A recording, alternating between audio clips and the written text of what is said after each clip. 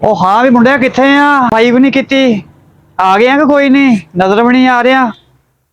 ਉਹ ਵਾਹ ਤੇਰੇ ਮੈਂ ਆਵਾਜ਼ਾਂ ਮਾਰ ਮਾਰ ਥਾ ਕੇ ਤੂੰ ਇੱਥੇ ਕਿੱਥੇ ਲੱਗਾ ਵਾ? ਕੀ ਦੇਖਦਾ ਪਿਆ ਮੋਬਾਈਲ ਤੇ? ਇਹ ਕੀ ਦੇਖੀ ਜਾਂਦਾ? ਭਾਈ ਦੇਖਣ ਲਿਆ ਹੀ ਡੱਕੀ ਭਾਈ ਨੂੰ। ਕਿਹੜਾ ਡੱਕੀ ਭਾਈ?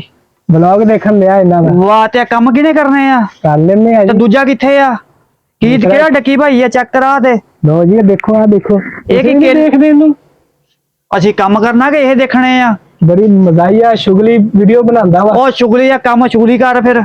7 ਲੱਖ ਦੇ ਬੰਦੇ ਫੈਨ ਆ। ਲੈ ਅਸੀਂ ਤਾਂ ਦੇਖਿਆ ਨਹੀਂ। ਕਿਹੜਾ ਡੁੱਕੀ ਆ? ਆਹ ਡੁੱਕੀ ਆ?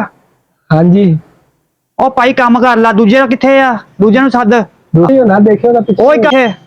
ਦੇਖੋ ਤਾਂ ਪਿੱਛੇ ਹੀ ਆ ਮੈਨੂੰ ਲੱਗਦਾ। ਲੈ ਉਹ ਆ ਰਾ ਇੱਥੇ ਕੀ ਗਰਮੀ 'ਚ ਬੈਠਾ ਦੇਖਣ ਦਿਆ ਵਾ? ਉਸਤਾਦ ਜੀ ਆ ਗਏ ਜੀ। ਮੈਂ ਆਇਆ ਜੀ ਆਇਆ। ਆਇਆ ਕੀ ਆਇਆ? ਬਾਹਰ ਆਇਆ। ਗਰਮੀ 'ਚ ਬੈਠਾ ਵਾ ਕੀ ਦੇਖਣ ਦਿਆ ਵਾ? ਉਸਤਾਦ ਜੀ ਵਲੌਗ ਜੀ।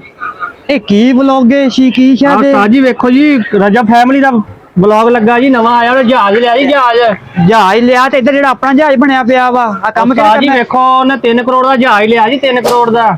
ਇਹ ਕੀ ਪੈਸੇ? ਇੰਨੇ ਪੈਸੇ?